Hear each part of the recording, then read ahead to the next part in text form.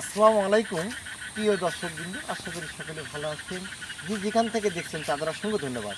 আজকে আপনাদের যে আমি মূল্যবান কথাগুলো বলতে চলেছি, আসলে এই কথাগুলো হয়তো অনেক ভাইদের কাছ থেকে আপনি কখনো পাবেন না। আমি আজকে এসএ নার্সারির পক্ষ থেকে আপনাদেরকে যে ধারণাটা দিব, আপনারা আসলে অবাক হয়ে যাবেন। ধারণাটা হলো এরকম: আমরা সিঙ্গাপুরি হাইব্রিড সুপারি চারা বলে থাকি, অনেকেই নিয়ে ওপেন করেন করে সেটা ফলাফল হয়তো পাচ্ছেন না বা পাবেন কেমন করে। এটা অবশ্যই আমাদেরকে যোগাযোগ করতে হবে, আর কি ওষুধ ব্যবহার করতে হবে, কি নিয়মিত খাবার দিতে হবে, আজকের আমার এই ভিডিওতে এই ধারাবাহিকতা আপনারা পুরোটাই আমি জানাতে চাচ্ছি আপনাদেরকে। এখানে দেখেন, এখানেগুলো একটা ফেনি বার হচ্ছে এই গাছে, দেখতে পাচ্ছেন। আমার সমা পরিমাণই প্রায় ফেনি বার আছে। তো এটা আমি এখানে ফলনও চলে আসবে, এরও একটা বিষয়টা বলবো। আপনারা যদি অবশ্যই আমাদের দেওয়া স্ক্রিনের নম্বরে কথা বলেন, সঠিক তথ্যগুলো নেন, তাহলে অবশ্যই ছোট গাছে ফলন আসবে এবং অসাধারণ ফলন আসবে। আর প্রতি বাদার ঝাড়গুলোর ওয়েট হবে নিম্নপক্ষে 20 কেজি ওজন আসবে একটা সুপারি ঝাড়ের ওয়েট। আর একটা বাদা থেকে প্রায় 5 থেকে 600 পিস সুপারি আনুষিক পাবেন। এটা আপনাদের পরিচর্যা ঠিকমতো করতে হবে। অনেকেই অর্থনৈতিক খরচ করে আপনারা গাছ না গিয়ে কিন্তু খোঁজ খবর রাখেন না, কিন্তু হেলায় হেলায় সময়গুলো নষ্ট করেন। আপনারা হয়তো ওদের গুরুত্ব দিতে চান না, কিন্তু আপনাদেরকে গুরুত্ব দিতে হবে বন্ধু। আবার অবশ্যই আমার কাছে ফোন দিয়ে তথ্য জানে নিতে হবে এই গাছে কী কী খাবার দিলে ফলন কেমন আসবে।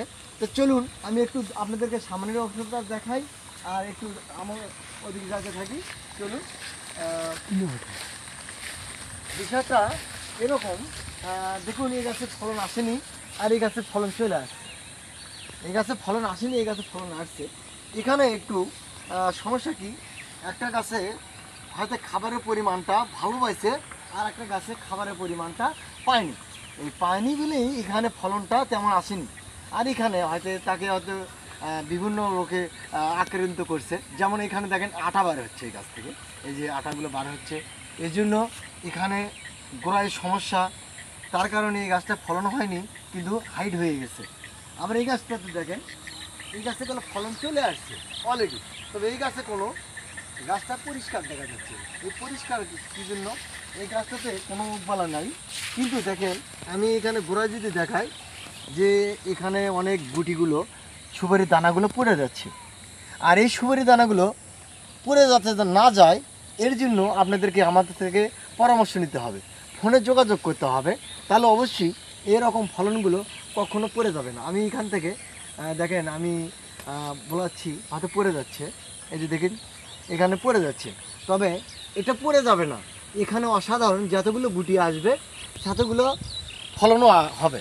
তো এই ফলনটা কিভাবে আমাদের সম্ভব, এই ফলনগুলো আটকানো, আর কিভাবে আমরা এই ফলন থেকে আমরা লাভবান হতে পারবো, এই বিষয়গুলো অবশ্যই আমি আজকে তুলে ধরবো। তো চলুন আমি আরও সামন দিকে দেখাই গাছের অবস্থা। দেখুন এখানে একই দিনে গাছ গাড়া, একই সম পরিমাণে, অর্থাৎ এই গাছটা কত ছোট হয়ে আসছে। আবার এখানে দেখেন এই গাছে ফলন চলে আসছে, এই গাছে ফলন চলে আসছে। তার এ পাশেও আমি যদি দেখাই ফলন চলে আসছে। তাহলে এখানে বুঝে নিতে হবে আমাদের গাছের ট্রিটমেন্ট কখনো হচ্ছে না। এই দেখেন এখানে আমি সত্যান দিচ্ছি, এখানেও ফলন পড়ে যাচ্ছে, এই যে দেখেন পড়ে যাচ্ছে। পড়ে যাওয়ার কারণটা হলো কি, আমরা অবশ্যই এখানে কোনো গুরুত্ব সহকারে আমরা ট্রিটমেন্ট করছি না, তার জন্য ফলনটা পড়ে যাচ্ছে। আমরা যে প্রতিটা ভিডিওতে বলে থাকি 600 পিস সুপারি হবে, আবার বলে থাকি এটা আমাদের অসাধারণ সিঙ্গাপুরি হাইব্রিড সুপারি চারা খুব ভালো ফলন দেয়, এটা আমরা বলে থাকি। কিন্তু হ্যাঁ বন্ধু, কখনো মিথ্যা বলি না আমরা, আর মানুষকে ঠকানোর কখনো চিন্তা ভাবনা করি না। যদি আমাদের যদি ভালো লেগে থাকে এই সোনামণি গাছটা, আমি আবারও বলেছি হাইব্রিড সিঙ্গাপুরি সুপারি চারা, কিন্তু আমার মনের আবেগে আমি সোনামণি গাছ বললাম। কেননা আমাকে এই গাছটা আমি এই জিনিসটা আমাকে অনেক দূর থেকে কালেকশন করতে হচ্ছে। দেখেন গাছের গোড়ালিটা অনেকটা মোটা, আবার এই হাইটাতেই ফলন আসছে। এখানে ফলন আসেনি, ফলন এখানেও বার আছে, এই যে এখানে একটা চিহ্ন আছে, এর পাশে একটা চিহ্ন আছে, ফলন এখানেও আসছে। আমি যে বলে থাকি হাইব্রিড সুপারি চারা 3.5 ফিটেতেই ফলন আসে। আমি একটা মানুষ, এই যে দেখেন আমার নাভি বরাবর এখানেও ফলন চলে আসছিলো। আমি আর ছোটো গাছগুলোতে দেখাচ্ছি, সেগুলোতে আরও অসাধারণ এই ধরনের মাপেতেই ফলন চলে আসছে, আমি সেটাও দেখাচ্ছি আপনাদেরকে। তবে আমাদের ফোন নম্বরে যোগাযোগ করবেন এই ধরনের গাছগুলো নিতে। আর আপনাদের মূল্যবান মতামতটা অবশ্যই আমাদেরকে জানাবেন, কেমন বন্ধু?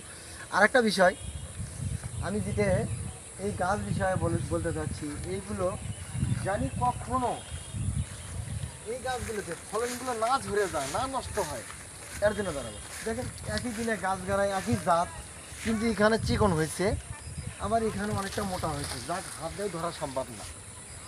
এখানে হাত দিয়েও ধরা সম্ভব নয়, 2 হাতে ধরাও সম্ভব নয়।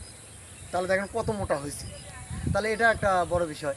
তাহলে এখানে গুটিগুলো পড়ে যাচ্ছে এরকম, একটু একটু লাল লাল ভাব আছে, দেখা যাচ্ছে এই দানাগুলো পুড়ে যাবে সেরকম একটা ইয়ে হয়ে গেছে। তো এই গাছগুলোতে আমরা যদি গড়ে নিড়ে দেই আর খাবার দেই, ভালো ট্রিটমেন্ট করি, তাহলে এই একটা ঝাড় 25 কেজি ওজন হবে, প্রতিটা ঝাড়ে 25 কেজি করে ওজন হবে। তাতে আমাদের সুপারি কালেকশন আসবে প্রায় 5 থেকে 600 পিস করে সুপারি। তো এখনকার বাজার হিসেবে যদি আমরা 5 টাকা বা 6 টাকা পিস যদি সুপারি হয়, তাহলে এখানে যদি আমরা প্রতিটা বাদায় যদি 600 পিস করে সুপারি পাই, 600 পিস থেকে আমাদের কত টাকা ইনকাম আসতেছে প্রিয় দর্শকবৃন্দ আপনারা অবশ্যই জানাবেন, যে আমাদের একটা ঝাড় থেকে 600 পিস সুপারি, এই 600 পিস সুপারি থেকে কত ইনকাম আসছে এটা আপনারাই বুঝতে পারবেন। আর আমার এই গাছের বিষয়ে জানতে গেলে অবশ্যই আমাদের ফোন নাম্বারে যোগাযোগ করবেন, কি খাবারটা ব্যবহার করতে হবে, কিভাবে সম্ভব ছোট গাছে ফলন নেওয়া। তো সকলে ভালো থাকবেন, সবার মাঝে বিদায় নিচ্ছি। আসসালামু আলাইকুম রহমতুল্লাহ বারাকাতুহু।